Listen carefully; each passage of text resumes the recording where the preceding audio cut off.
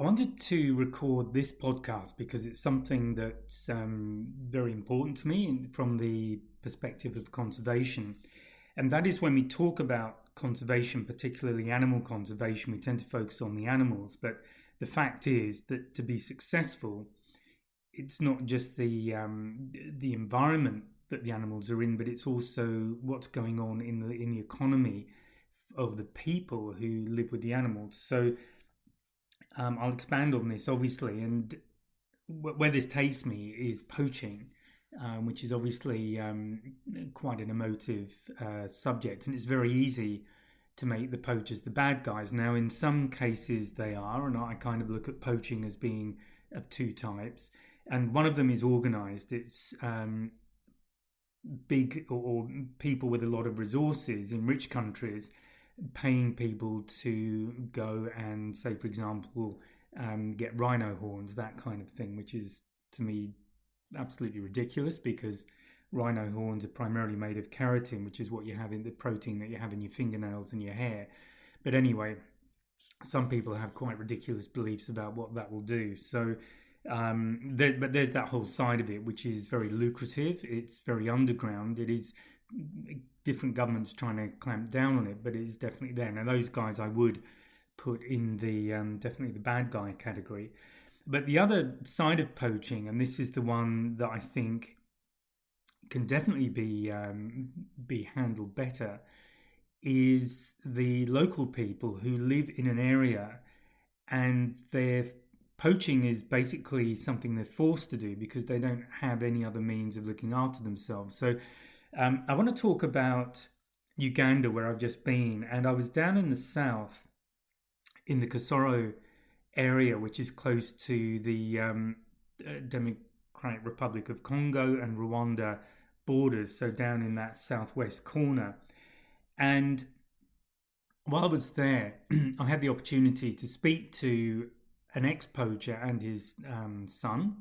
Now, I'm not going to name them because they, obviously they're living their lives, they're reformed poachers, and I don't want to do anything that would undermine what they're trying to do for themselves and their lives. But they are reformed poachers. They are willing to help to stop poaching. But I had a very interesting one-on-one session with them, and I really wanted to understand poaching from the perspective of a poacher. So let me dive into it and essentially the essence of what this is about. So the local people in that area, and there's a big national park there, and so it's the Mahinga National Park down in the southwest, and the people who live there are the Batwa. Now, the Batwa are also known as pygmies, so they're the sort of shorter people.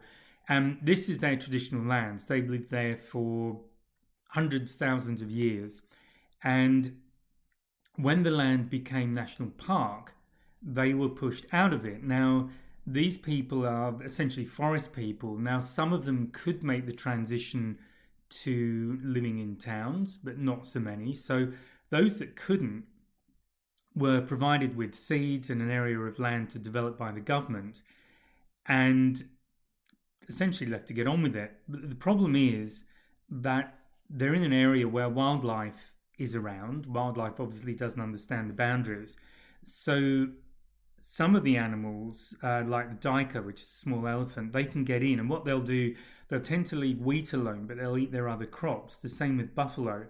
And buffalo will knock down walls, so they'll build walls around their land, but the buffalo can knock them down. The duiker can jump over them, so they need more help in just protecting the land they have. And obviously, if an animal is eating your food, you'll kill it. And this is often a problem with predators as well. So, stepping aside, where you have lions coming into an area, for example, where you have people with their cattle or goats or whatever it is, and they kill the cattle, what people will often do is put out meat for the lions, which is poisoned, and they'll kill them.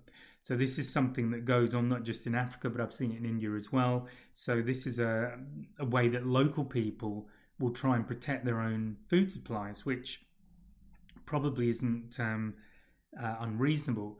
Now, the other reason that people will tend to protect their livestock, particularly, is that animals to them are a bit like investment accounts. So they don't own land really. They don't have much money. Money tends to be hand to mouth, but their animals are where their wealth lies. So this is why animals will tend to be exchanged as a dowry, that kind of thing, because animals represent an investment to these people.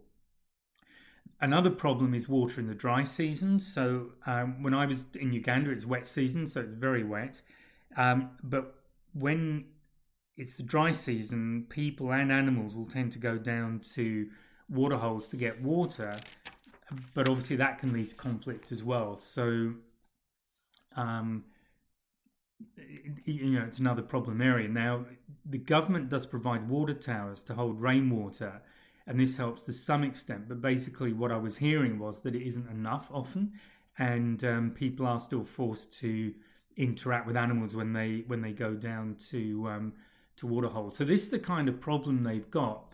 Now, the problem is that although the government have allocated money to help people, and this is true of Uganda, but I'm sure it's true of other countries as well, more money is needed, first of all. So, for example, bigger water tanks. And in fact, when I was in Namibia with the HRA, one of the things we did as volunteers was to build a double sort of ringed 2 meter high wall made of stone around water towers to stop elephants knocking them down, because that was a real problem that they had there. So the government does provide money, and money is budgeted to repair walls and pay for crops. But one of the big problems that they have is that there's a lot of corruption in government. So what happens is a lot of the money doesn't reach the people it's aimed at. Now, that's one issue, and one of the things that I was able to speak to them about was my experience in India with the Kanha. It's now National Park, but it was the Tiger Reserve. And what they've done, first of all, they seem to have dealt with the corruption issue, because money does seem to be finding its way to the local community where they need it. But more importantly, they are employing people from local villages to become part of the park infrastructure. So they're employed as guides, drivers, hotel staff, you name it, anything that supports the activities of the park, they will tend to employ local people. So that means the local people are getting paid, they're getting a wage, so they don't have to rely on poaching for money to live. So he basically agreed with me, but we've now got a problem with the tribes, because the local tribe, as I say, is the Batwa, but there are other tribes in Uganda, and often what you'll find is that the people in authority who are making decisions about where money's spent, who gets hired, they're not from that tribe, and they'll tend to look after people in their own tribes. So what tends to happen, and in fact, I've met people in prior to this interview who are from outside the area. But what will tend to happen is that people who belong first and foremost to other tribes are getting hired, but they live quite a long way away. So often you will find that they leave their family where they are in a different part of Uganda, and they'll come and live in the local area in barracks or whatever it might be, and they will take on a lot of the jobs. Now, there is secondary education that's required to be a ranger in Uganda, so that would be 2 to 3 years of university before they're eligible. And the local people, the Batwa, who want to be part of this, or at least fulfill the ranger role, do get educated. But what I was told was that even after that, once the applications are made, jobs tend to be awarded to people outside the area, and it's done in a very unbalanced way. Now, I kind of threw out a figure of 80 to 90% of people who are employed are from outside the area. Now, I don't have anything to support that number other than just the conversation and my own interpretation of what was being said. But the comment that was made to me was that even a move to make this a 50-50 split would be a great improvement. It would put money back into the local economy. So how the local region is managed is definitely very much a part of the equation when it comes to poaching. Now, the reason I think this is important is that if you look at the threats to animals and the animals that are in danger of extinction, human encroachment is often cited as a reason why some animals are under threat. And, the facts about it are essentially that this is definitely going to continue to be a problem. People are being relocated. I'm not going to say forcibly, but I'm pretty sure that does go on. And they're being moved off their traditional lands to make room for these national parks, which I think are important to keep animal species alive and try and keep the ecosystems in balance, because that's all required in terms of not just the animals under immediate threat, but there are knock-on effects. So animals that aren't particularly affected initially can well be affected down the track if an important keystone species is lost. But the other side of that, as I said at the beginning, is the economic factor. How do people live with the park? Because they need to be working together. And I think we're kind of successful, and I've also seen this in Namibia with the work that EHRA are doing, is that local people begin to regard these animals, whether it's tigers or elephants, whatever, as their animals. And once they've got that, feel that connection to the animals, they're no longer competing with the animals, but they're supporting the animals and protecting them. So that whole system, the interaction between animal and people, is in balance. And where you get this kind of poaching that I'm talking about going on, the system is out of balance, because the people who are living next to the parks may be trying to adjust to a new way of life that they're really not equipped for. So that would point to re-education, that kind of thing being needed. They're falling back on poaching just as a way to survive, as a way to make money. So when people poach, they might eat the meat that they catch, or they might sell it to make a little bit of money. Now, another side effect of poaching, and one of the things I did when I was in Uganda, was visit the gorilla organization in Kisoro. And I was reading one of their articles, and it was about a particular gorilla that had been killed by poachers. And what had happened, it had got caught up in a snare. So in this particular instance, the gorilla wasn't the target of the poachers, but it had got caught in the snare and basically had died. So the point of making this particular podcast is really to say that the situation with poaching isn't quite as simple as, animals good, poachers bad.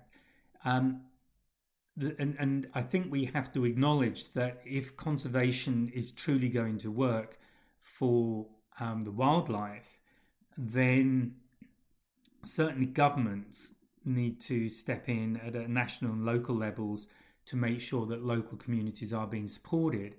And this is also where certain organisations like EHRA in Namibia, Elephant Human Relations Aid, is a good one, where they also step in and try and re-educate people. They do what they can to plug the gap that's left by government not being able to look after local people for whatever reasons, and make sure that the infrastructure that local people need is protected, that they have the resources locally that they need in terms of water, electricity, all those kind of things, and that it's done in a way that respects the animals and what they're trying to do as well. So when you think about conservation, and this is really the reason for recording this podcast, it's really important to think wider than just the animals, because the animals are obviously the key element. Where people involved in conservation are trying to keep animal species alive, stop them from going extinct, try and create the balance. But the other side of that story is the local people, who are often just as much victims of what's going on as the animals are. So it's really important that we acknowledge that and do what we can to support organisations that are supporting local people and trying to make sure that there's a balance between what's going on with the animals, what's going on with the local people. So that's really the purpose of recording this podcast. I hope that has made you perhaps given you something to think about one final thing to end on. So I'm recording this at the end of September 2022. Most countries now are coming out of COVID. We're traveling again. Tourism is slowly coming back to areas that are heavily reliant on it. But one thing to note is that during the COVID lockdowns, obviously tourism just died. And for those countries that relied on it, it was very, very serious. And in fact, when I was in Africa just before the lockdown, certain countries were definitely struggling even then. So poaching has definitely increased dramatically during the lockdown period. So that has put back a lot of conservation efforts quite a long way. So as another knock-on of the way COVID was handled. So this is definitely a real problem right now, and anything you can do to help is very useful. From my own perspective, with the fine art print sales and now the framed print sales, the money from those sales does go to, a proportion of that goes, it's nominally 10% of the sale price will go to EHRA and another organisation in Australia that's preserving rainforests. But one of the things I want to do is expand the number of organisations I can work with, but I can only do that through increasing the sales that I'm creating. So that's one of the reasons for doing this podcast too. But anyway, to finish, as I say, the whole discussion around conservation needs to include local people. And a comment that was made to me in Zimbabwe when I was at the Nakavango project was that for a lot of local people, they watch television, they look at how a lot of the sort of richer Western countries are living, and probably those of you who listen to this, most of you would fall into that category, and they want the same because they don't have that. Where they live is pretty basic, and they tend to regard animals as getting in the way. So this whole business of supporting and educating local people is really, really important, and I think it's key to conservation being successful. Probably in almost every area where there is a conflict, where there is an issue around conservation of certain species. I think this isn't something that needs to be looked at in each area. So that's the podcast. I hope I haven't rambled too much, and I hope that's made some sense, and I hope you found that interesting, and I will speak to you again soon. Bye for now. Oh, and one thing just before you go, please take a look at the 2026 wildlife calendar. That's available now. It's on the website. There's a link below the description of this podcast episode. So please take a look, and I'll speak to you next time. Bye now.